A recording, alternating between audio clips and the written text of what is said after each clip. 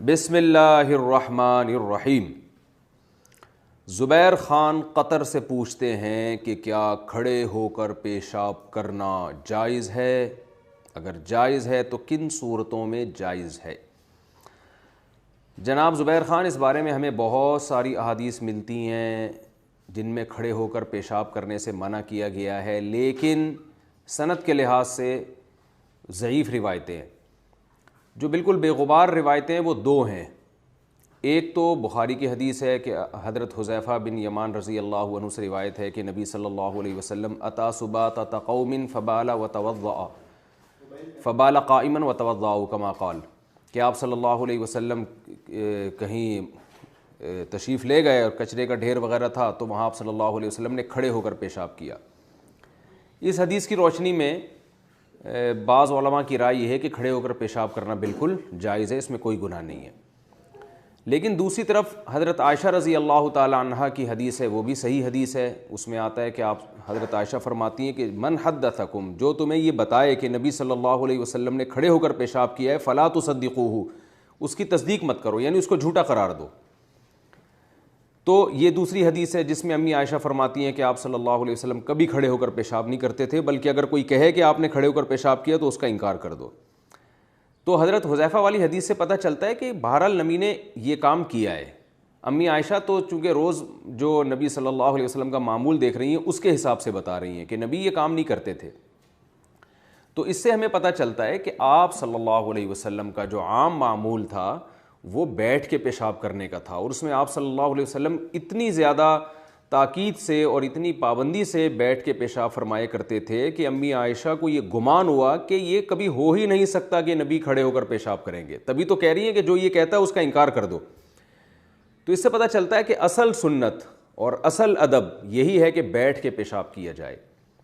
ایک واقعہ ملتا ہے کہ کھڑے ہو کر پیشاب کیا، تو کبھی بھی ایک واقعے کو اصول نہیں بنایا جاتا۔ اصول ہمیشہ یعنی اصول اور ضابطہ وہاں سے اخذ کیا جاتا ہے جو عام معمول ہو۔ تو ایک دفعہ آپ نے کھڑے ہو کر جو پیشاب کیا تو علماء اس کی وجوہات بیان کرتے ہیں۔ بعض علماء کہتے ہیں ہو سکتا ہے وہاں پر بیٹھنے کی جگہ نہ ہو، بعض نے کہا کہ ہو سکتا ہے آپ صلی اللہ علیہ وسلم کی کمر مبارک میں یا گھٹنے میں تکلیف ہو، کوئی عذر ہو، بعض نے یہ کہا کہ ایک بیماری ہے گھٹنوں کی یا کمر کی جس میں کھڑے ہو کر پیشاب کرنے سے فائدہ ہوتا ہے، تو عین ممکن ہے آپ صلی اللہ علیہ وسلم بطور علاج کے کر رہے ہوں، اور یہ بھی ممکن ہے کہ آپ صلی اللہ علیہ وسلم اس لیے کھڑے ہو کر رہے ہوں تاکہ لوگ کھڑے ہو کر پیشاب کو بالکل حرام نہ سمجھیں، کیونکہ بعض دفعہ بیٹھنے کی جگہ نہیں ہوتی تو کھڑے ہو کر ہی پیشاب کرنا پڑتا ہے۔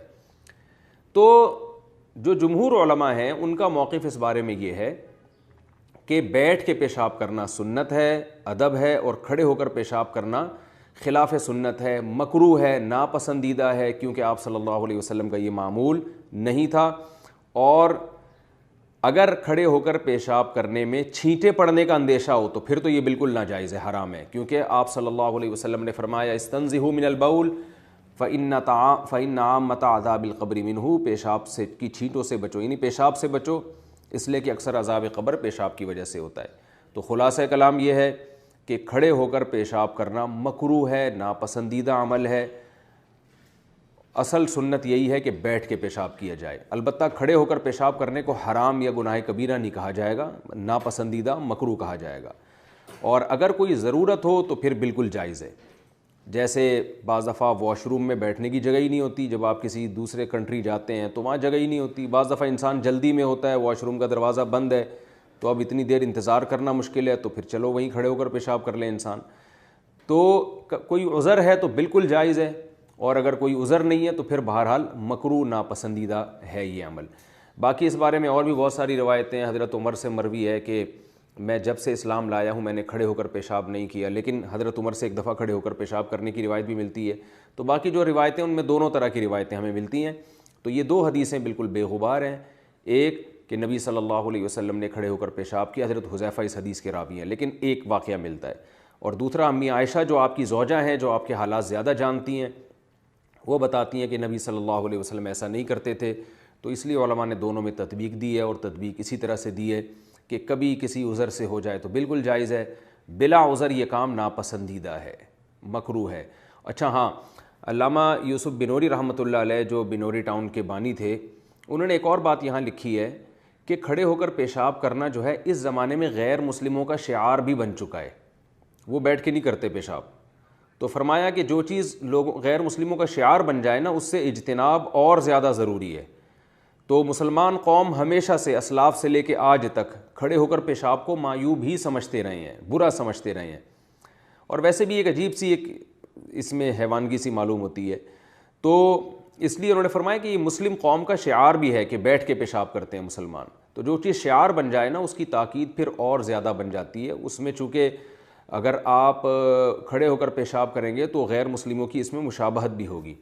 تو اس لیے ادب، تمیز اور سنت اور طہارت، ان سب چیزوں کا تقاضا یہی ہے کہ بیٹھ کے پیشاب کیا جائے، کھڑے ہو کر پیشاب نہ کیا جائے. بچوں کو تنبیہ کرنی چاہیے اگر وہ واش روم میں کھڑے ہو کر پیشاب کرتے ہیں. آج کل یہ چیزیں بالکل ہمارے معاشرے سے ختم ہوتی جا رہی ہیں، بس ظاہری ادب و آداب رہ گئے ہیں. تھینک یو وینک یو بات سے پہلے لگا دیتے ہیں. لیکن میں دیکھ رہا ہوں ایئرپورٹ پہ کبھی جانا ہو تو بچے واش روم میں کھڑے ہو کر ہی پیشاب کر رہے ہوتے ہیں. بڑی پڑھی لکھی فیملیز کے بچے ہوتے ہیں، تو ان کو ادب سکھانا چاہیے. اور خاص طور پر اس طرح پیشاب میں چھینٹیں بہت پڑ رہی ہوتی ہیں ان کی باڈی پہ، تو اس لیے افضل یہی ہے کہ آپ بیٹھ کر پیشاب کریں. لیکن بہرحال حرام نہیں ہے کوئی کھڑے ہو کر پیشاب کر رہا ہو تو یہ نہیں کہ اس پہ حرام ہونے کا یا گناہ کبیرہ کا کوئی فتویٰ لگایا جائے گا، ایسا نہیں ہے.